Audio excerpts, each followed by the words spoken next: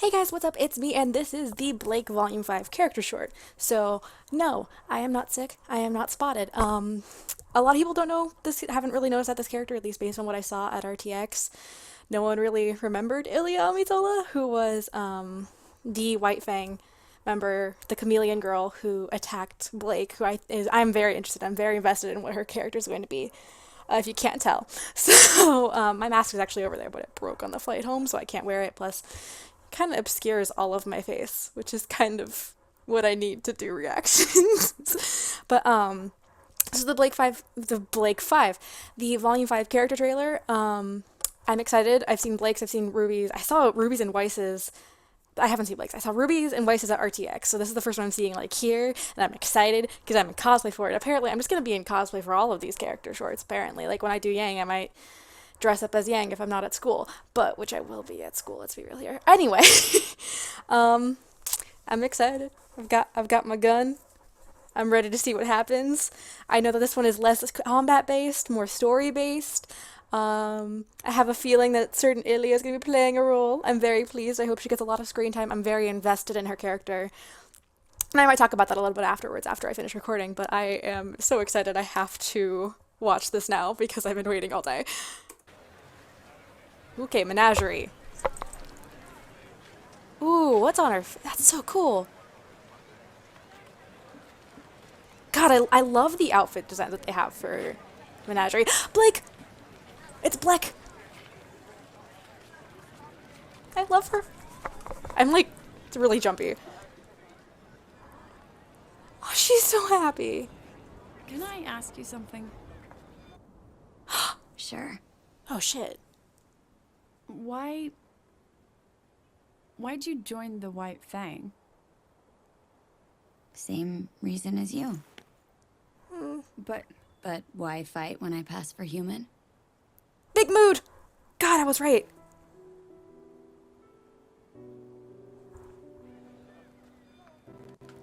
I was not expecting her to...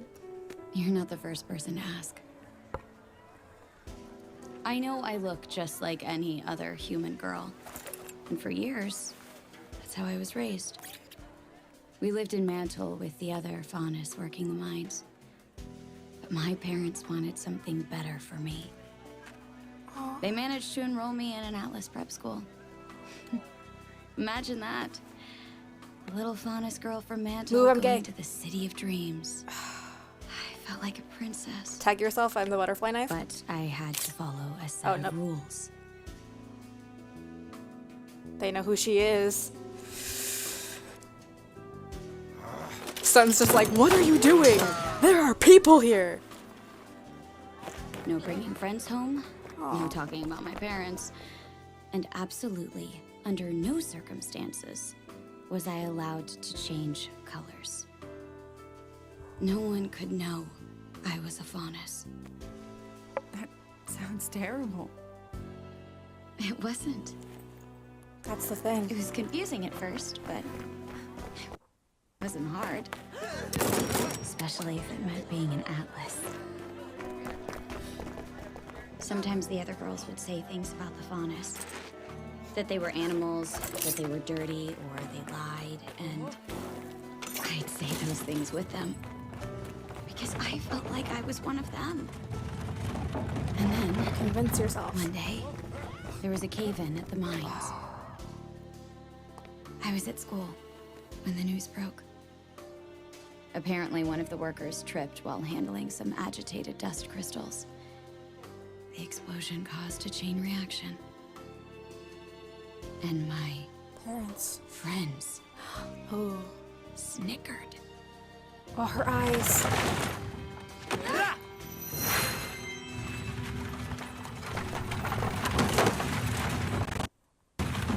Go! I lost control. Every inch of me turned blue as I wept. And suddenly, all the girls that I'd laughed and played with were scared of me. I'm sorry. Don't be. I broke their teeth. Oh, shit.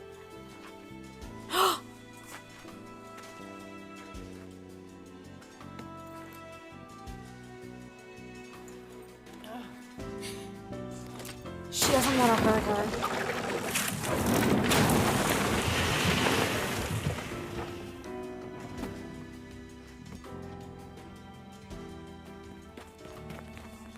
What happened? He got away.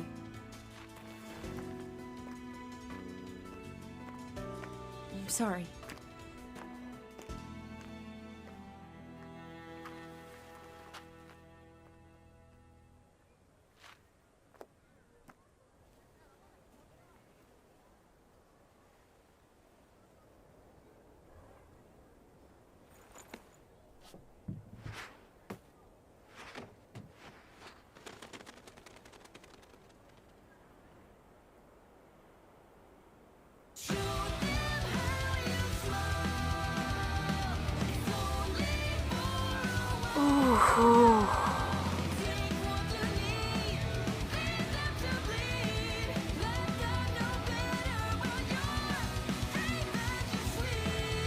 I love that song. Oh my god. So I'm gonna watch this about 300 more times.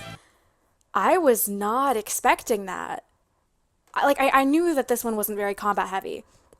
Like, there was the gifts of Blake moving through the crowd and running on a wall, but like I knew this one wasn't very combat heavy. I knew that Weiss's was the weakest story-wise, so most likely Blake's, and I'm going to assume Yang's are very story heavy. But I wasn't expecting so much about Ilia. I was expecting her to... I knew she was in it. I was expecting her to be a villain, that Blake would come across her in the markets, or there'd be a White Fang involvement, and she would go to stop them, and Ilia would be there, and she'd be an opponent, and she leaves. But this was essentially Ilia's character short. And it's really interesting, because a lot of what I was thinking about for the character ended up being true, and I think I still have the stream somewhere, I don't know if I uploaded it. But I talked about when I was originally building her weapon, not the 3D printed version I have now, but a Warbler and foam-based version of it. I was talking about how I was very interested in her, because Ilia embodies this idea of passing, which I personally am very connected to, which I deeply relate to and I deeply enjoy reading about. And basically, for any of you who don't know, passing is when you are one way, but you can pass off as a different way, usually what is ever seen as the socially acceptable norm. And that's something that I really relate to, because that's something I deal with a lot in my life. So I was very intrigued with her character because she looks human. She could pass as human, and that's why Blake asked, why did he join the White Fang when you look like a human? And it's because of that isolation that you can get from that. There's a quote that I love, and I don't know who it's from, unfortunately. I believe it was an author who said, "Too foreign for here, too foreign for home." And it's something that I feel really embodies passing, and for a lot of cases, a lot of like second generation families, is just speaking from my personal experience here. I am Hispanic. My father is Puerto Rican, but I look very, very white. I look like a stereotypical white girl off the street. Before I dyed my hair was brown. And people wouldn't believe me. I'd be like, oh no, like I'm half Hispanic. My dad grew up in Mayaguez. I used to be fluent in Spanish. It was like, no, I am Hispanic. And it would be like, no. And I would be in school and I would hear people say things like, oh, those dirty immigrants, like talking about going across the border. And it's like, you feel isolated because the people that you're around, the people who say these hurtful things, they aren't your people. But whenever I would go to Puerto Rico with my father, I didn't look like them either. I would be the gringa daughter. They'd be like, are you sure that it's like, this is what you get for marrying a white girl? So there was no home there either. Too foreign for here, too foreign for home.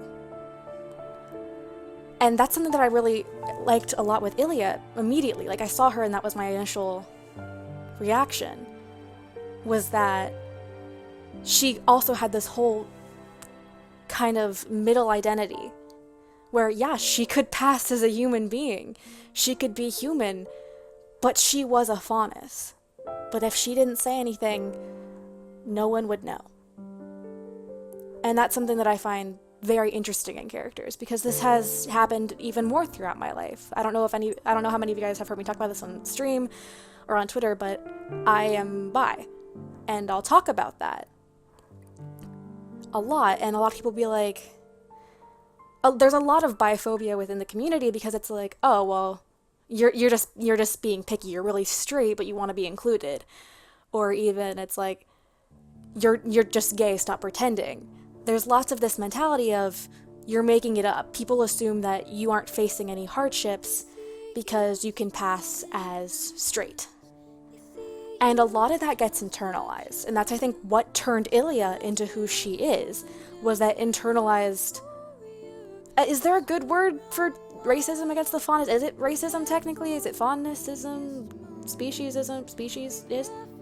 I don't know, but like it was that internalization that made her who she is. Like her parents were saying, they got her into a prep school in Atlas. They lived in Mantle, and if you remember from Volume 4, Henry, when he talked to Weiss, is like another Mantle fundraiser. It's very clearly supposed to be this less well-off, less prosperous city, or this less prosperous area where people who don't cut it with the Elysian people, who are all very rich, very seemingly pompous, that's where they are. And she was there. She was a part of that. They worked as miners. It was most likely a small family group. They were probably a close-knit group. And to have the opportunity to go to Atlas, she could go beyond what her parents were stereotyped as. She could go be whatever she wanted, work whatever job she wanted, become a huntress, one of the most esteemed positions, because she would have that opportunity, because there would be nothing holding her back. The Elysians wouldn't be able to look at her and immediately like, that's a faunus. You're not getting into school. I'm not having a faunus in my class with my child. Like there was none of that, because she could pass as human. And Blake even says, that's awful. But when you're in that situation, it's not. You try to convince yourself that whatever you're pretending, whatever you're trying to be, is who you are. And what I really like about it is that they express that, because that, at least for me, and a lot of people that I've talked to, that's kind of something you go through when you start realizing that you're not necessarily straight, is there's always some form of internalized feelings of everything that you're surrounded by. So in Ilia's case, that was most likely internalized... There needs to be a word. I don't know if it's racism, but like internalized hatred for faunus. Because that was what she grew up around, she acquired that self-loathing. She heard those girls say those things, so she said them too, and she believed them. Because she couldn't bring people home. No one could know. She tried to convince herself that she was a regular human girl, that she wasn't a faunus. She hid her true colors. And then when the mining happened, like it's been shown with Ilia in a little bit of time that she's had, her color changes are very much reflected by her emotions. Like when she sees Blake in Volume 4, she kind of has this moment where she turns green with blue hair and blue eyes and blue spots. And then she immediately goes back to whatever she was doing beforehand. There's very clearly an emotional response. So hearing all of those lives lost, people that she knew because her parents worked with them, it could have been her parents. Honestly, I'm probably pretty sure that her parents were among some of the miners.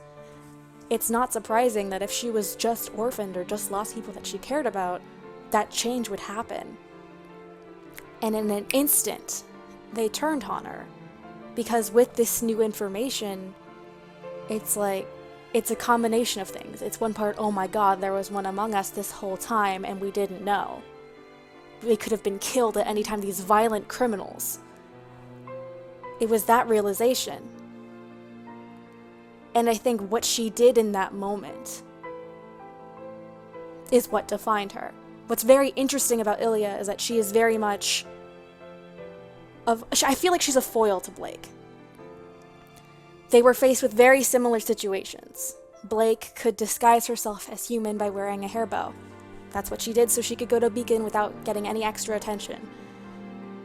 Ilia didn't change colors.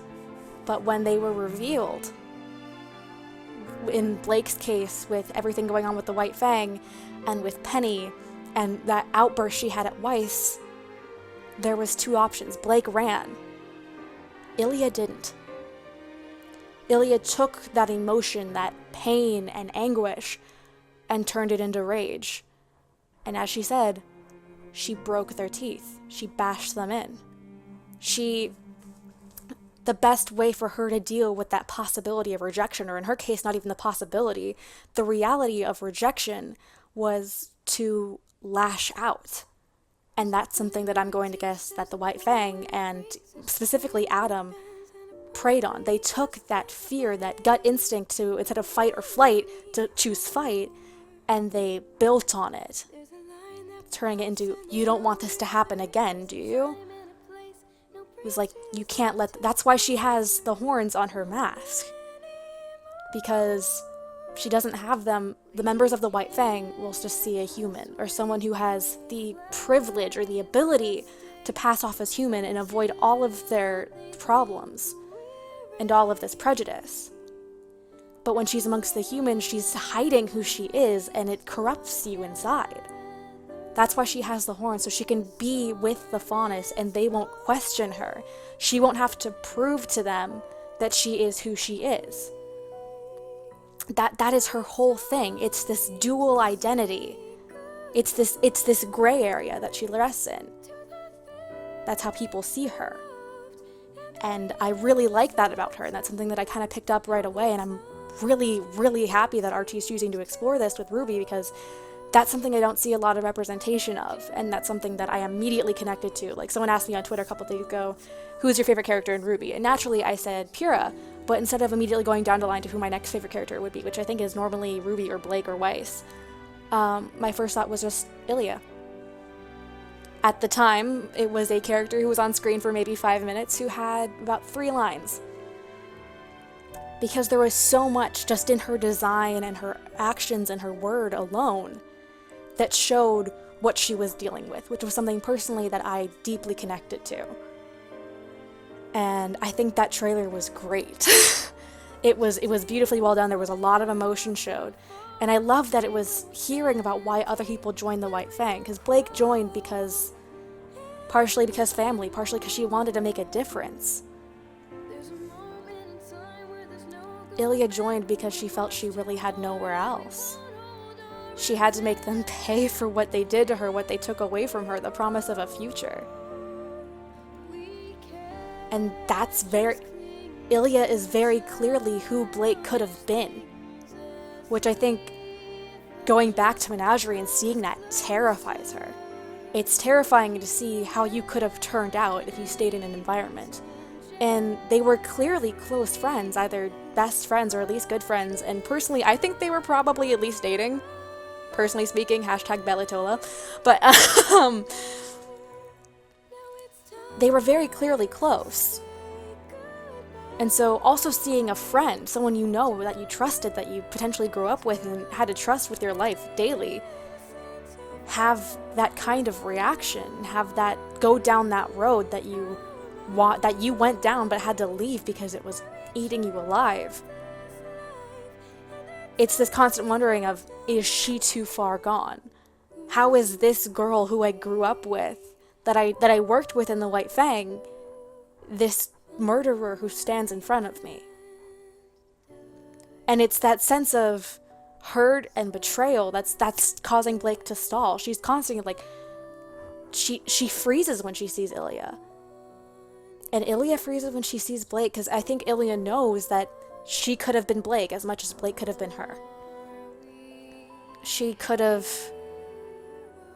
gone to maybe not Atlas, but a different school, if that cave-in hadn't happened, if she hadn't done what she did, if she had gone somewhere else, if she had chosen not to lash out, but to move forward.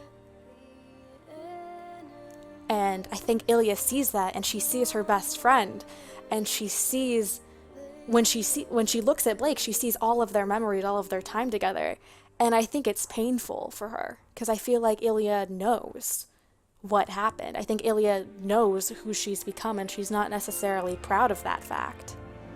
She's had several opportunities, at least 2 opportunities, to shoot Blake with her weapon. She's had her virtually point blank, ready to go. But each time, she can't do it. She can't bring herself. It's clear that she is trying, but she can't. And I think that's going to be a huge thing that shows up, if not in Volume 5, but in later volumes, with Adam enlisting Ilia's help, because these are 2 people who were so close to her. And Blake now can't bring herself to have any reservations with Adam, and not after what he did to her, or what he did to Yang, what he did to Beacon. But Ilia still has that reservation, and I think Adam is definitely intending to capitalize it. And I feel like it might even be a case of when Blake left, Adam was like, fine, I'm going to hunt you down, I'm going to find you, I'm going to hurt you. And I'm going to hurt everyone you love. He went after Blake. I wouldn't be surprised if he started with Ilia. He worked to turn her into this hateful person. And I think that's really interesting to see how it could play out. But I'm going to go watch that like 3 times. That was like, it's been a long time since I've like watched shows, and I'm not like immediately just focused on the animation and how nice it is, but like it just caught me so off guard because I was expecting one of Blake's monologues, but no, it was Ilia.